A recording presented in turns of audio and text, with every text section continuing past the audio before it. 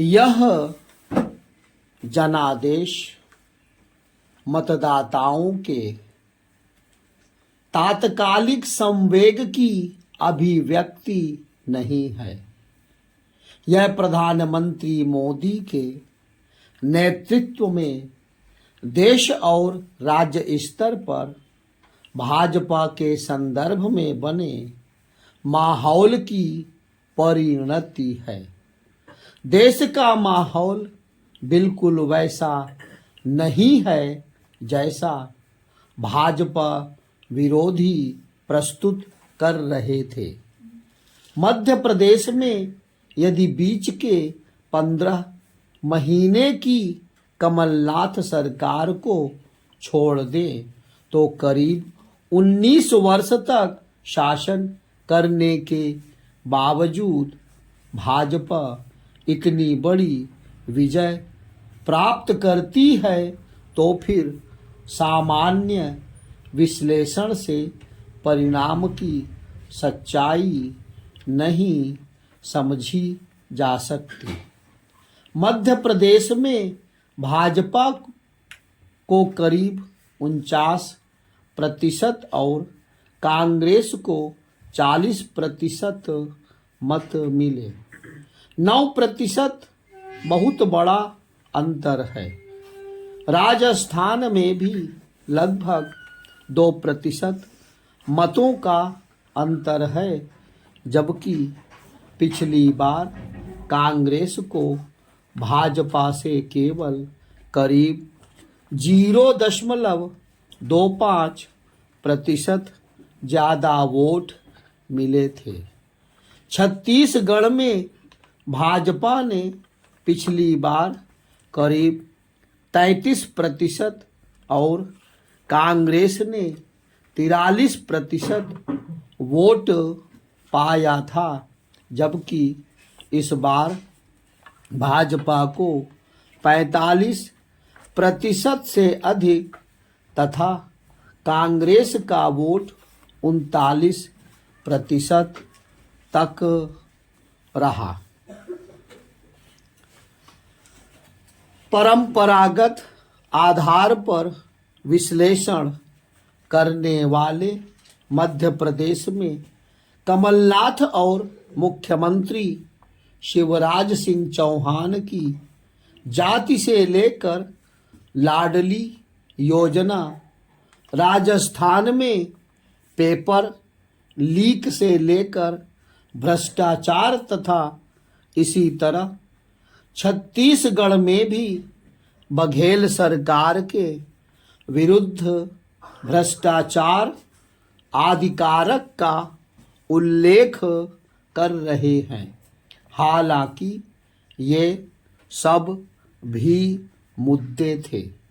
शिवराज सिंह भाजपा की ओर से मुख्यमंत्री पद के घोषित उम्मीदवार नहीं थे। चुनावों में शीर्ष पर प्रधानमंत्री मोदी का नाम था। कांग्रेस की गारंटी घोषणाओं के समानांतर मोदी ने कहा कि मेरा नाम ही गारंटी है। मुफ्त की घोषणाओं के मामले में मतदाताओं ने मोदी को स्वीकार किया। कांग्रेस ने सभी राज्यों में पुरानी पेंशन योजना लागू करने की घोषणा की थी। यह सरकारी कर्मचारियों के लिए आकर्षक घोषणा थी। हिमाचल और कर्नाटक चुनावों के परिणाम का एक बड़ा कारण पुरानी पेंशन योजना लागू करने की घोषणा मानी गई थी। तेलंगाना में के चंद्रशेखर राव भी इसके लिए तैयार थे। राजनीति में नेतृत्व मात्र चेहरा नहीं होता, वह विचारों और व्यवहार का समुच्चय होता है, जिसके आधार पर मतदाता अपना मत तय करते हैं। नरेंद्र मोदी स्पष्ट विचारधारा के प्रतिबिंबित करते हैं, जिसे केंद्र और भाजपा की राज्य सरकारें लागू कर रही हैं।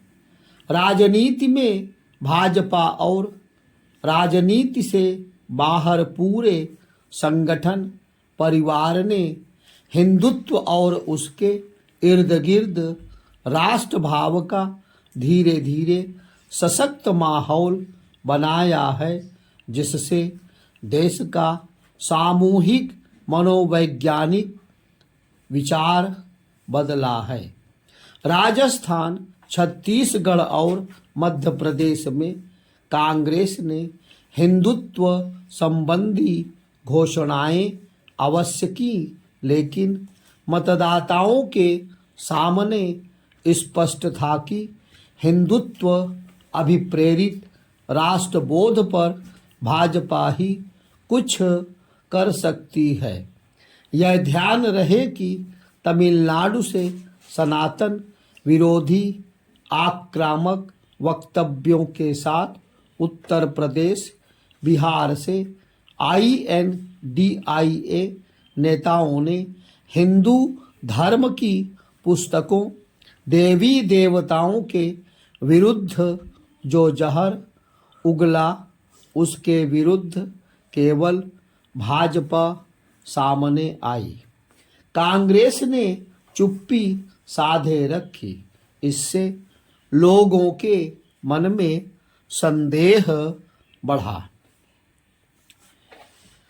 नए संसद भवन के उद्घाटन का बहिष्कार करके भी विरोधी दलों ने अपना ही अहित किया। भाजपा ने राम मंदिर से लेकर काशी, महाकाल, केदारनाथ, बद्रीनाथ समान नागरिक संहिता, मजहबी कट्टरवाद एवं आतंकवाद सबको मुख्य मुद्दा बनाया। इससे कांग्रेस को रक्षात्मक होना पड़ा। क्या उदयपुर में कन्हैया लाल की हत्या की घटना जनता कभी भूल पाएगी? हिंदू धर्म संबंधी शोभा यात्राओं पर हमले की शुरुआत राजस्थान से ही हुई। यात्राओं पर हमले कई राज्यों में ज्यादा खतरनाक रूप में सामने आए। 2008 में जयपुर में आतंकी हमले के सारे आरोपियों के रिहा होने की भी जनता में प्रतिक्रिया थी। PM मोदी और गृह मंत्री अमित शाह ने अपनी सभाओं में इन्हें प्रमुखता से उठाया। हिंदुत्व को नकारात्मक या सांप्रदायिक विचार मानने वाले भारत के बदले हुए माहौल को नहीं समझ सकते। मोदी के नेतृत्व में भाजपा ने हिंदुत्व और राष्ट्रबोध को सकारात्मक और व्यावहारिक रूप में उतारने की पहल की है, जिसमें सभी वर्गों के लिए सरकारी नीतियों में जगह है। सामाजिक न्याय तथा दलित, पिछड़े और आदिवासियों के कल्याण संबंधी व्यावहारिक अवधारणा को मोदी के नेतृत्व में केंद्र और भाजपा की राज्य सरकारों ने धरातल पर उतारा है। आवास योजना, किसान सम्मान निधि, मुद्रा उज्ज्वला, बिजली और नल से जल आदि योजनाओं के माध्यम से केंद्र सरकार भी गांव-गांव तक दिखाई देती है। इसमें जातीय जनगणना पर भाजपा को घेरने की रणनीति सफल नहीं हो सकती, क्योंकि धरातल पर पिछड़ों, दलितों और आदिवासियों को सरकार के काम दिखते हैं। पढ़े लिखे पिछड़े वर्ग को पता है कि पिछड़ा वर्ग आयोग को संवैधानिक दर्जा मोदी सरकार ने दिया। संसद के विशेष सत्र में महिला आरक्षण के लिए नारी शक्तिबंधन कानून बनाने का भी असर हुआ। अतीत में विधानसभा चुनावों में भाजपा की पराजय का मुख्य कारण पार्टी एवं समर्थकों का असंतोष और विद्रोह रहा है। इसे देखते हुए भाजपा ने मध्य प्रदेश में शिवराज सिंह चौहान को चुनाव की बागडोर थामने की जगह केंद्रीय नेताओं को उतारकर पार्टी के अंदरूनी विरोध को लगभग खत्म कर दिया। छत्तीसगढ़ और मध्य प्रदेश में भी भाजपा ने वहां के नेतृत्व के प्रति असंतोष को खत्म करने का काम किया। यह साफ है कि तेलंगाना में लोग सत्ता बदलना चाहते थे, पर भाजपा बीआरएस को हराने वाली सक्षम विकल्प नहीं बन सकी, इसलिए मतदाता कांग्रेस के साथ गए। इसके बावजूद भाजपा का मत प्रतिशत बढ़ा। यदि स्थिति यही रही, जिसकी संभावना भी है, तो हम 2024 के आम चुनाव परिणाम का आकलन आसानी से कर सकते हैं।